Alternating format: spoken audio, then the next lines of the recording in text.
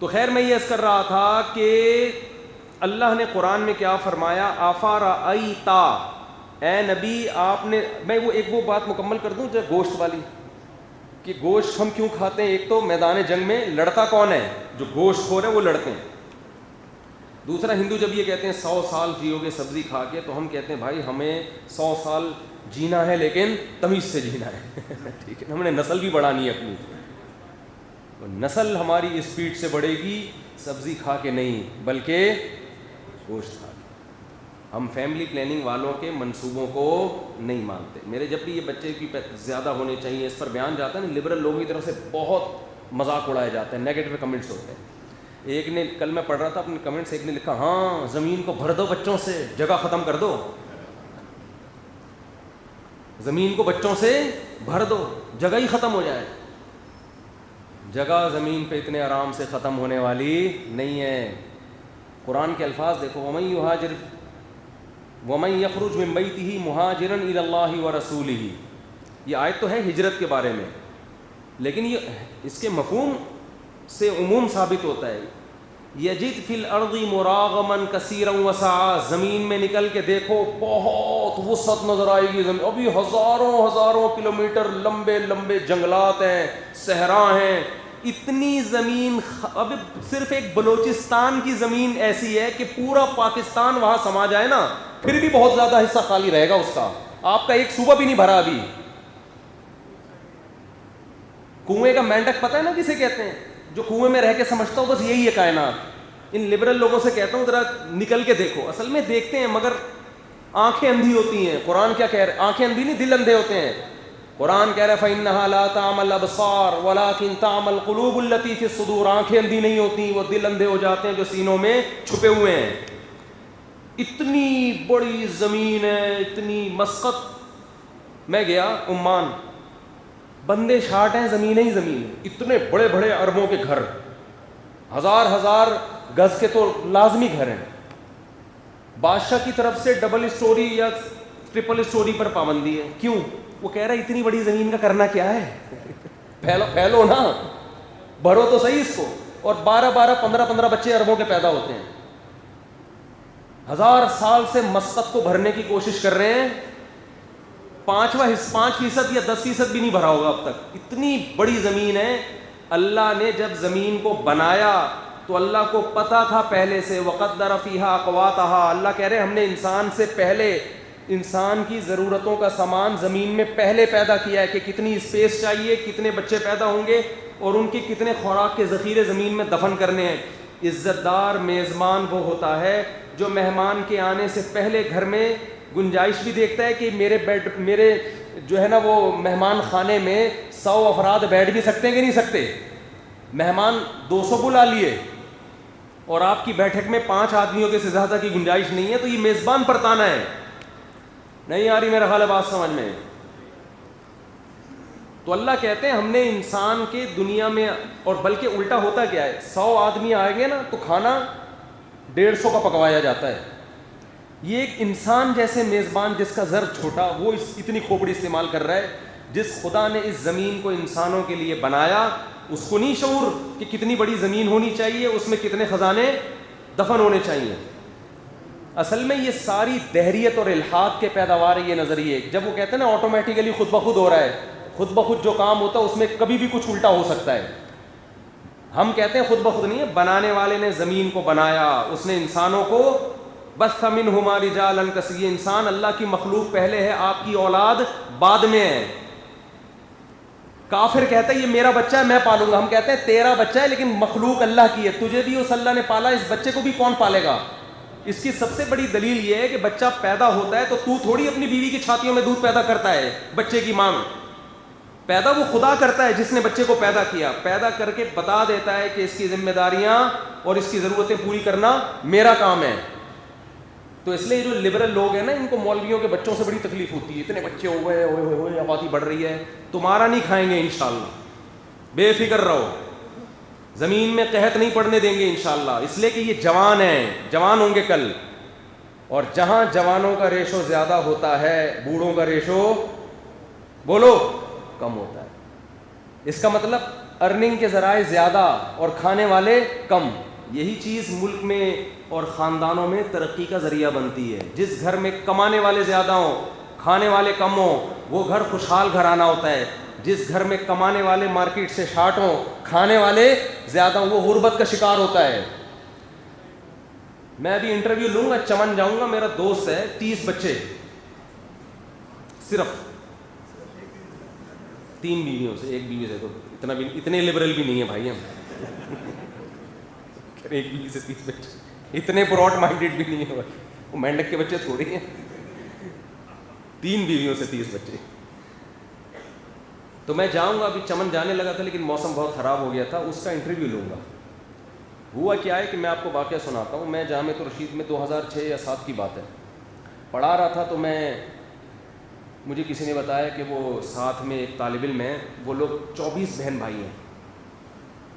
میں نے کہا یار, جو فیملی پلاننگ والوں کے منصوبے ہم نے وہ سنی ہوئی تھی ان کی, کہ بچے زیادہ ہوتے ہیں تو کھانے کو نہیں ملتا, ایکچولی یہ ہوتا ہے, تو ٹوپی ڈرامہ جو بھی چلا رہے ہوتے ہیں نا. تو میں نے کہا بلا کے لاؤ. پورا پلا پلایا 2 دانت کا لال سرخ ٹماٹر. میں نے کہا یار تم تو خوراک کی زیادتی تو لگ رہی ہے, کمی تو کہیں بھی نظر نہیں آ رہی. میں ان کے گھر گیا, سوراب گوٹ میں رہتے تھے وہ, ان کے گھر گیا, ان کے والد صاحب سے ملا. میں نے دیکھا ٹرالی میں گھر کا راشن آ رہا ہے, ٹرالیاں کی ٹرالی آ رہی ہے. تو اللہ کھلا رہا ہے یار. تو طلبہ نے مجھے کہا یہ تو 24 ہیں, ایک ہے 30 والا. وہ چمن کا تھا, اس کو بلایا تو وہ اس سے بھی بڑا قد بھی, حالانکہ 17 سال 18 سال اس کی عمر تھی, یہ ہائٹ اور یہ لمبا چوڑا. 30 بھائی بہنیں, 15 بیٹے 15 بیٹیاں, سمجھ رہے ہو. میں نے کہا یار تمہارے والد صاحب تو بہت غریب آدمی ہوں گے. انہوں نے کہا میرے والد صاحب ہی گاؤں کے سب سے امیر آدمی ہیں. اچھا. میں نے کہا اسی وجہ سے اتنی شادیاں کی اور بچے پیدا کیے. نہ کہہ رہے ہیں ہم غریب تھے جب شادیاں کی ہیں, بچے جوان ہوتے چلے گئے, پیسہ آنا شروع ہو. 30 بچے اکٹھے نہیں پیدا ہو جاتے. اگر 30 اکٹھے ہو جائیں نا پھر تو مسئلہ ہے کہ اکٹھوں کو کہاں سے کھلائیں. جب 30واں پیدا ہوتا ہے تو پہلا نمبر والا وہ جوان ہو کے بڑا ہو کر باپ کے بازو بن چکا ہوتا ہے. وہ 10-15 باپ کے بازو بن چکے ہیں. تو اس نے کہا کہ میرے ابا کی چھوٹی سی کھوکھا تھا, دکان تھی. میں جاؤں گا ابھی اس کے گھر میں انٹرویو لوں گا اس کو انشاءاللہ, ہمارا شاگرد ہے. کہہ رہا ابا کی چھوٹی سی دکان تھی, ابا کی شادی ہوئی. وہ تو نسل روکنا جانتے نہیں ہیں وہاں کے لوگ, شکر ہے وہ فیملی پلاننگ کے منصوبوں سے ڈسے ہوئے لوگ نہیں ہیں. خوشحال گھرانہ وہی ہوتا ہے جس میں افراد ہوں. ہر بچہ الگ خوبصورتی لے کے آتا ہے, ہر بچے کی باتیں الگ. ہم تو اللہ کا شکر ہے اپنے بچوں کو دیکھتے ہیں, ہم کہتے ہیں یار ان میں کون سا والا ایسا ہے جس کے بارے میں یہ ہے کہ یہ نہیں پیدا ہوتا تو اچھا تھا. سارے ہی اچھے لگ رہے ہیں یار, سارے ہی پیدا ہو کے کتنے اچھے لگ رہے ہوتے ہیں, پیار آتا ہے. اگر یہ غلط تھا پیدا ہونا تو کتنا پیار کیوں کر رہے ہو؟ بولے یار یہ کیا ہو گیا, واٹ از دس, یہ تو غلط ہو گیا. غلط نہیں ہو گیا بھائی, بہت اچھا ہو گیا. تبھی تو چمٹا رہی ہے, ماں بھی چمٹا رہی ہے, باپ بھی چمٹا رہا ہے, اس کو کھلونے دلا رہے ہیں, اس سے باتیں کر رہے ہیں, زبان نکال کے آنکھیں بڑی کر کے اس کو ہنسانے کی کوشش کر رہے ہیں. یہ انٹرٹینمنٹ ہے. میں کہتا ہوں جو یہ کہتا ہے نا ماں باپ بچوں کو پالتے ہیں, جھوٹ بولتا ہے. میرا دعویٰ ہے بچے ماں باپ کو پالتے ہیں. بچے تو خود ہی پل رہے ہوتے ہیں, وہ ماں باپ کو پالنے کا ذریعہ, انٹرٹینمنٹ کا ذریعہ.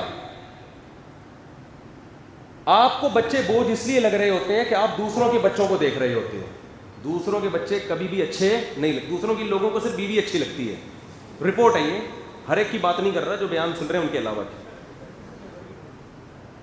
اپنی کتنی خوبصورت ہو, مرد کے بارے میں مشہور ہے, بیوی ہمیشہ دوسرے کی شوق سے دیکھے گا. وہ گھر کی مرغی دال برابر والا حساب ہے. ہاں غیرت مندوں کے ساتھ ایسا نہیں ہوتا. تو بچے پالتے ہیں ماں باپ کو, ماں باپ میں محبت کا ذریعہ بنتے ہیں. ماں کو بھی پتہ ہے بھائی خون ہے, دونوں یہاں کے جمع ہو رہے ہیں. شوہر کو پتہ ہے میرے بچوں کی ماں ہے, چھوڑنا آسان نہیں ہوتا, برداشت کرتا ہے ہر الٹی سیدھی. عورت کو پتہ ہے بھائی کہاں لے کے جاؤں گی, باپ نہیں ملے گا مجھے. پھر بچوں کی مسکراہٹ, ان کی کھلکھلاہٹ, ان کی نماز کے, مسلمانوں کے بچے تو اور پیارے ہوتے ہیں. کیسے پیارے طریقے سے نماز پڑھ رہے ہوتے ہیں.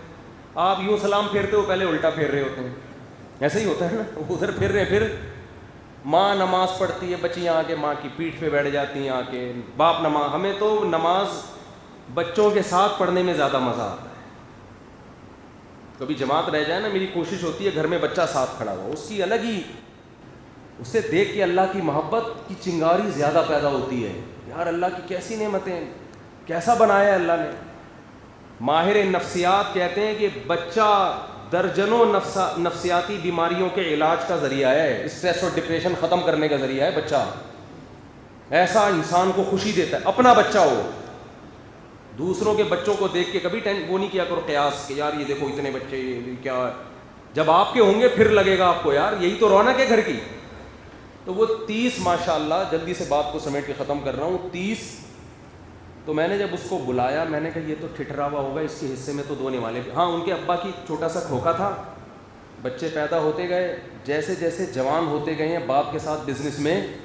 جو بیٹے تھے وہ باپ کے ساتھ بزنس میں, 15 لڑکے 15 لڑکیاں باپ کے ساتھ بزنس میں ہاتھ بٹاتے گئے.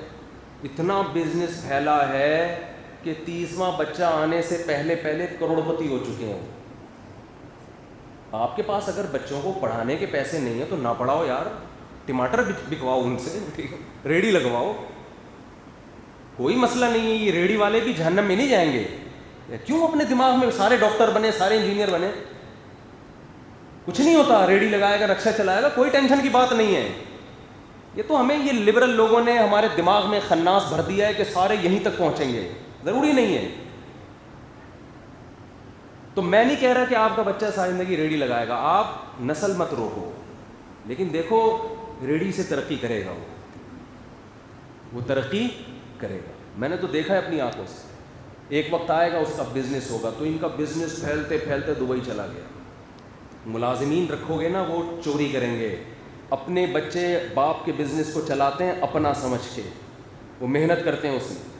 کہہ رہے ہیں میرے ابا پگڑی باندھ کے گھر میں بیٹھتے ہیں اور دسترخوان لگتا ہے لمبا, 15 بیٹے اور 15 بولو بیٹیاں. مزہ ہے یا نہیں ہے؟ عزت ہے. پھر پوتے نواسے الگ. یہ 2 بچوں میں تو میرا تو دل چاہتا ہے ان 2 بچوں کو بھی عیدی سینٹر میں جمع کرا دوں. اس تکلف کی ضرورت کیا تھی آپ کو؟ یہ کوئی گھر تھوڑی ہے یار, یہ کوئی گھر تھوڑی ہے. یہ تو 4 دیواری ہے. وہ تو ہوٹل بھی 4 دیواری ہوتی ہے. گھر کا تو مطلب ہی یہی افراد ہوں اس میں. توکل کرو اللہ پہ, اللہ رزق کے دروازے کھولے گا.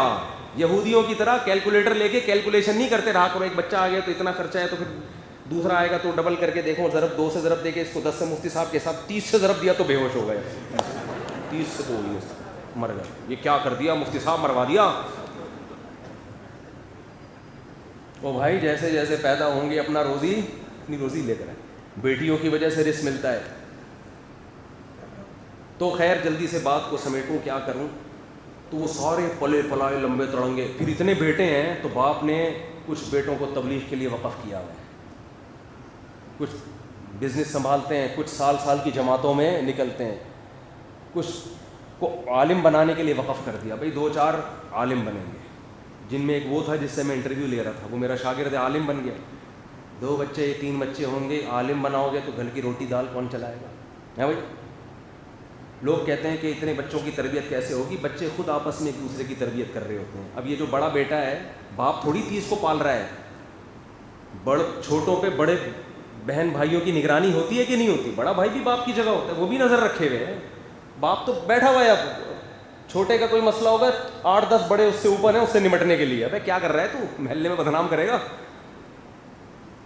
لوگ کہتے ہیں اتنے بچے, اور پھر فرض کر لو بگڑتے ہیں تو اسپیئر میں 2-3 بگڑنے کے لیے رکھو, کیونکہ ایک ہوا نا بگڑ گیا تو آپ کی تو نسل برباد. اتنے میں اگر 2-4 بگڑ بھی گئے ٹینشن نہیں ہے بھائی, اتنی ٹینشن دفعہ یہاں سے بگڑ گیا تو بگڑ گیا, 10 ابھی اور بھی ہیں. بیٹیاں بھی دل بہلاتی ہیں باپ کا, اور کہہ رہے ہیں ہمارے یہاں تو رشتے بھی زیادہ آتے ہیں بیٹیوں کے, کیونکہ سب کو پتہ ہے کہ یار ان کے ابا نے 3 کیے ہیں یا 4 کیے ہیں تو ہمیں بھی دوسری پر پابندی نہیں ہوگی. اس بیس پہ رشتے بھی زیادہ آتے ہیں بیٹیوں کے. سمجھتا نہیں ہے نا بات کو, جب پڑھے گا نہیں رات کو تو سمجھے گا کیسے بات. تو تھوڑا کشادہ ذہن کرو اپنا. یہ ہر وقت اتنی بٹوا نکال کے گنتے رہنا, اتنے پیسے ہو گئے, بیگم کو یہ کھلا دیا, یہ ہو جائیں گے. یہ یہودیوں والی سوچ ہے, مر جاؤ گے اسی ٹینشن میں. اب خوشحال گھرانہ ہو, خاندانی ہے, بیگمات بھی بھلے پھڈا کر رہی ہوں, 4 بیویاں پھڈے کے ساتھ بھی اس ایک سے اچھی ہیں جو محبت کے ساتھ.